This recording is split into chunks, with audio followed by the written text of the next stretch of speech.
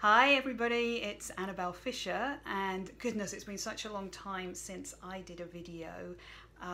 If you don't know me, I started in August with a video series that I called The Untethered.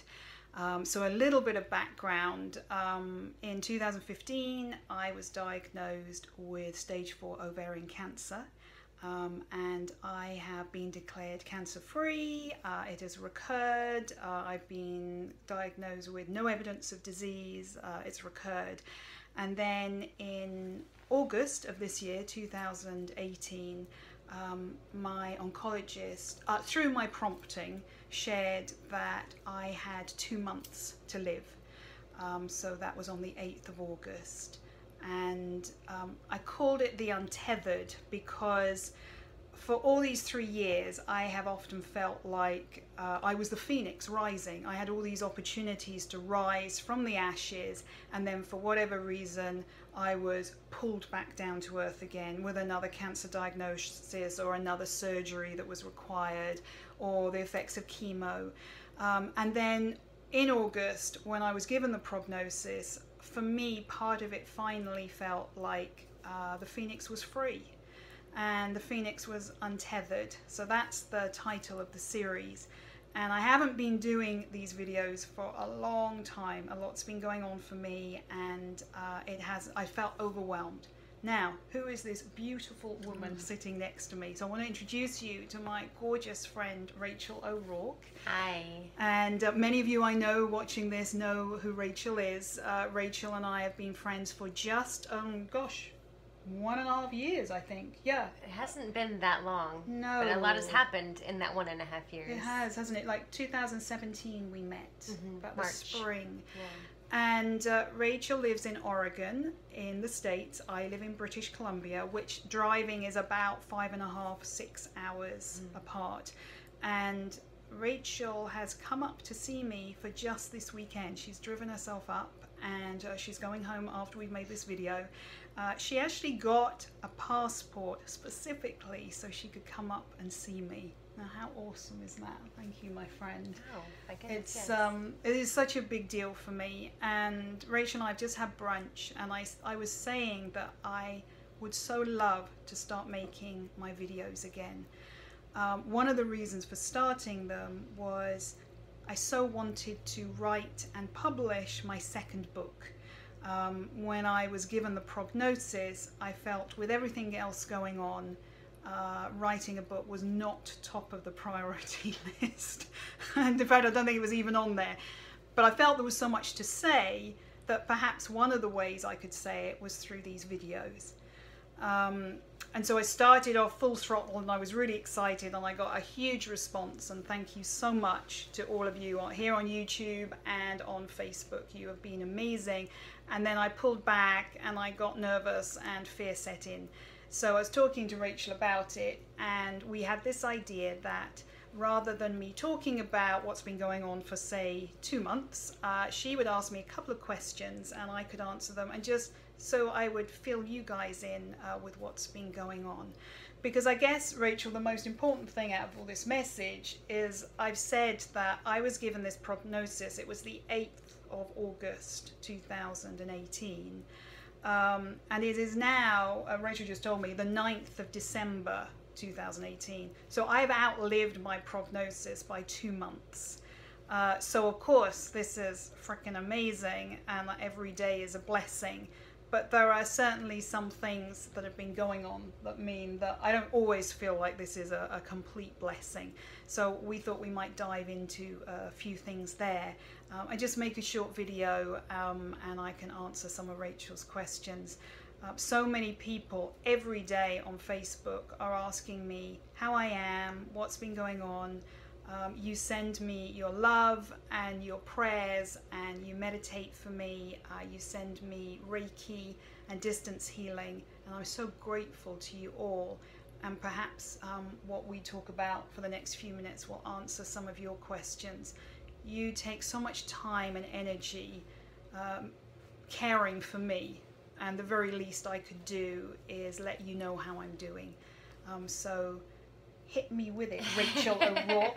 What's a question you have? Well, and I think I can speak on behalf of a lot of people because people know that you and I are friends, and so I get questions all the time about you. Oh, I didn't know that. People Okay. ask me how is Annabelle and how it's going on with her body. So I feel like I can ask the questions that I hear the most, that I know people want to know. And I think one, you've doubled the amount of life expectancy that you were given, 2 to 4, hallelujah. And I'm so grateful that I'm here with you right now. We've been able to have this weekend together. But I know people are curious to know what is going on with your body. How has the cancer progressed? What does that look like for you? Because I know you were recently in the hospital, and you've gotten some more news on what's happening with the tumors. So I think people want to know what is happening physically. Yeah, thank you. So one of the things that my friends know is that when I was given this 2 months prognosis, this was horrendous, and of course it was not news that I wanted to hear, but I feel like I've had sort of almost 3.5 years leading up to this point. So as awful as the news was, and it was shocking, it wasn't as though it was news that I'd heard just out of the blue and I'd never been ill. And I always think about what it must be like for people who find they have a prognosis, say 2 months, and they didn't even know they were ill, and they've just learned that they, for example, got cancer, and then they've got 2 months to live. So I'd already spent a lot of time working spiritually, emotionally, mentally, through what it meant to be moving towards dying. And I've also, if you haven't seen it, there is a video I made in August, why I feel privileged knowing that I'm dying, I think it was called. And I do believe it's a privilege. It means I get to thank my friends for being in my life. It means I have, not so much now because I don't have so much energy, but I have got to do some amazing things in those first 2 months when I had the energy. I had the time and the space to give love and receive love. But what's hit me now is the physical part of it, because my mind is so willing. Oh my God, my spirit is so willing. It's just pumping and it's alive and vibrant. But as Rachel said, I have just been in the hospital for 4 or 5 days in emergency, and it's become very clear and very poignant just how ill I am. And of course that sounds a bit silly. I've got advanced terminal stage 4 cancer. Of course it's serious, but I had a CT scan to see the progress of the cancer, and so I got the results, and I was able to read it through, not with my oncologist but with the doctor in emergency, and she went through various things. The reason that I was in Emerge was because my belly had started to bloat up a few days before, and I thought it was going to be with fluid. And so over the course of 18 hours, they drained off 3 liters of fluid. Now, believe me, that's heavy, because I was saying to Rachel earlier, I carried it in the bag that it was draining into. Boy, that's heavy. But actually that's not very much, and it's certainly not much in contrast to how bloated I was. I looked like I was about 6 months pregnant, and how ill I felt. So I knew that something was going on. It wasn't just fluid in there, because my belly doesn't look that much different. It has gone down a bit, but it's still really bloated. So we now know that all the tumor masses in my pelvis and my liver and my diaphragm have grown. They've probably trebled in size. The one in my pelvis is really quite substantial now. And I think seeing that on paper and discussing it with the doctor, it was yet another wake-up call. It's like, as a friend said to me, this is real now. So that's really where I've been to the hospital. I had to stay in from Monday to Thursday night. And since I've been back, it's now Sunday, sort of wrapping my head and hopefully my heart. I don't want to just be in the attic. I don't want to just be analysing everything, but wrapping my head and my heart around what this means. So that's physically what's going on, Rachel. And what that means is I'm in a lot of pain. I'm on morphine and cannabis oil, and I'm still on steroids that I'm weaning myself off. I'm very tired most of the time, and I need to nap. And I'm very weak. I walk with a walker, or I'm in the wheelchair. And I am noticing that my mind is somewhat foggy quite a lot. I feel it's a bit brain foggy, and I get a bit forgetful. Poor Rachel. So many times this weekend I've been saying, yeah, what was I saying? Or how did I get to this point? What were we talking about? So I know that that's a bit foggy. So those are some more of the physical symptoms that I'm getting. So that was a long answer to your question about the physical side. But I think it's been more of a transition to emotionally and spiritually adjusting, and now adjusting to the physical side of things, and learning to be okay with what's going on physically. And I'm going to use that S word, surrendering to it. Am I surrendering to it right now? No, not just a few days after I found this out. I'm freaking out. But I will be learning to let go more and more, because I do have a choice, and I choose to let go about it rather than be in the fear of what's going on. Thank you for explaining that. And that kind of leads into my next question is on the emotional side of things. From just somebody who loves and cares for you, I can only imagine how difficult it must be having to, well, you have had a few years. So like you said, it's different from somebody who may have just learned that they have a short amount of time to live. But how do you handle the emotional side of things with being here longer than expected, being sharp in your mind, but your body isn't agreeing with what your mind says? Yes.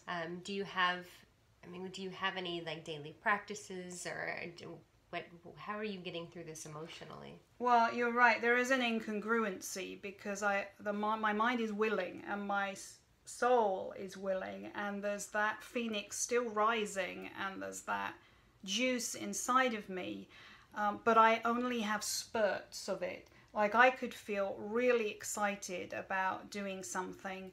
I sometimes even now have business ideas, and yet within half an hour feel absolutely drained and exhausted. And it's been pretty similar for the last 3 years, although now it's obviously reached its heights, where I've had lots of ideas. I've been willing to do it, but I just have run out of steam. So I am aware that I have these spurts of energy where I want to do things, and I feel I could do things, but then the body isn't willing. So I think one thing that I do feel, and I'd like to make a full video about this, but I'll mention it briefly, is I have a high level of pissosity around still being here. I hope I don't shock you by saying that, but I got my ducks in a row, and I sorted everything out, and I had this timeline, and it wasn't supposed to be this way. And it is wonderful on so many levels that I get to sit, having had a great weekend with you, that we wouldn't have had the chance to do that. And to see other friends, and to experience another Christmas that Michael and I never anticipated. But there is some part of me that feels a little cross that I am still here, and I am still enduring the pain levels and the discomfort and the stress. And I will make peace with that, but I haven't made peace with it just yet.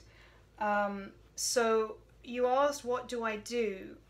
It's very much now what I do as much as I can in any situation is to be present in the moment. And don't we hear so much about that? Oh, that sounds lovely, but how do we do that? And gosh, if only we could be present.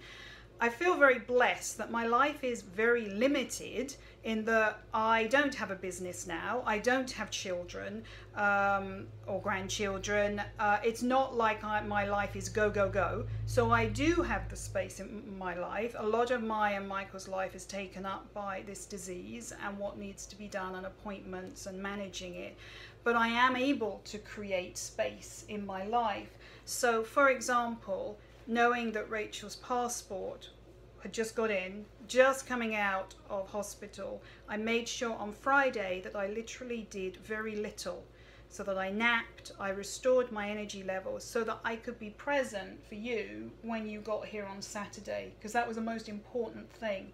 And that's how I manage things. Like if I have a hospital appointment, or I'm going to be talking to a friend on FaceTime, or a friend is visiting, I make sure that I have the units of energy and I'm ready for that before and after. So it might be a nap before, it might be a nap after. You wouldn't know it because I seem to talk non-stop, but I do find talking very tiring. So if I know that somebody's visiting, or that I'm going to be talking to somebody on FaceTime, I'll make sure that I don't do 2 FaceTimes in a row, for example, because then I'll be really tired for the second person. And what that means is I have the space and the capacity to be really present for the time I'm with that person, because that's my priority. Being with the people that I love is the most important thing in my life now, and I blooming well want to show up and be present. I want Rachel to go home and I want to remember the conversations that we've had and laugh to myself about the jokes and the humor and feel this, remembering the sad conversations and all that. I don't want to be in this brain fog. I was like, oh, if only I could remember what we talked about, or that was lovely, but I can't remember much of it. And I think I'm able to do that because I create the space, Rachel. Yeah. And I know that that's something that's not always easy when we have families and work and other priorities. But it is something that's possible for all of us, just so that we cut down on the things that we do, so that we have more space to enjoy the things we are doing. I'm glad that you touched on that, and you're mentioning that because we were talking a little bit over brunch today about I had posted a picture of the 2 of us last night. We were drinking Annabelle cocktails, which are quite delicious, by the way, and instantly there was a flood of comments from people who were saying, you look radiant, you look so well, and you look beautiful, and you're glowing. And while yes she did, and she does, that is just a small representation of one tiny blip of your day. Yeah, that's true. And that it doesn't mean that Annabelle is healed, and it doesn't mean that she's always feeling that way. And I think that goes to say, though, with anybody, we were talking at brunch that just because you see a photo of somebody and they look well, whether they're sick physically or sick mentally or whatever, maybe they're having a rough day, you just never know what's going on in somebody's day, because I think your days and how you feel fluctuate quite a bit. Yeah, you're absolutely right. So usually the best time for me is the morning, which is funny because I was never a morning gal. And then I find around 12, noon, 1, 2, I've really crashed. Which interestingly is about now, actually. I don't feel like that at the moment, but I do feel usually that I know I need to sleep, and then I'll sleep a few hours, and then that will get me through the late afternoon and early evening, and then we go to bed usually around 9 o'clock. So I am mindful of when my really good fresh times are, and then when I'm not doing so well. Wonderful. I know people are gonna, because people reach out to you and they message you and they want to know of anything that they can do or anything that you need. What can people do? People that maybe either haven't met you before or even your friends. What is the best support that you can get? Is it prayers? Is it Reiki? Is it whatever? What can people do if they feel like there's something that they want to contribute? Thank you. I've learned, and I've talked about this in other videos actually, how important it is to ask and to receive. So for my friends who ask, what can I do? I love that. I mean, how thoughtful. And I know that friends have said when I've given an answer, oh, thank God you've told me. Thank goodness. Now you've given me something I can do. I'm going to quickly rush off and do it. And I don't know why that's so reassuring, but it's people have said to me it's a real gift to be able to do something for you. And it's so beautiful to hear that, and it's such a gift to receive it. So there's a couple of things. I'm so blessed that most of you watching this don't know me and have never met me, and yet here you are giving up your time to watch this and constantly message me on Facebook and send me kind words and all the rest of it. So if we're not local and you don't know me personally, I love audio. I'm very auditory. I was saying to Rachel earlier, I love to hear people's voices. And already, actually, just last night, a couple of people that I don't know personally sent me some audio messages, which was lovely. And one lady sang. I mean, how beautiful is she? She had a really lovely voice as well. Please don't worry if you can't sing. I'm not expecting. You don't want to hear me sing. Yeah, you won't want to hear me either. So don't feel like you have to sing or read poetry or anything like that. If you feel like, oh yeah, but I find writing very tiring these days. So for me, when I WhatsApp my friends, it's easier for me to just record something. So I love to hear people's voices. Even knowing what my friends are doing is so important to me. Sometimes in these situations, it becomes about the person who's ill all the time. I want to know what's going on in your lives, and especially with Christmas coming up, if you celebrate Christmas, what's that like for you all? I love knowing what's going on in your world. If you are willing and want to, of course, I am so receptive and grateful to receiving things like distance healing and Reiki. Some people are very gracious and ask if they can send it to me. Some people I know, some of my dear friends, send it at certain times every day, which is just lovely. And so that's always wonderful.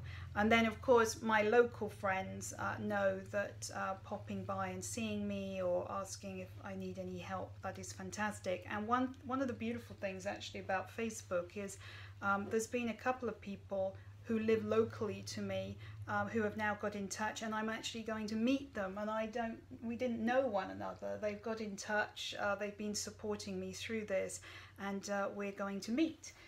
So I love that. To me, community and connection is everything, because for me that's the basis. Like, what else do we have? The connection part is huge, and when we know that we're part of something greater and we're all connected, I think that gives us a lot of peace, and it helps me feel very grateful. So Rachel, I think I'm getting a little tired now.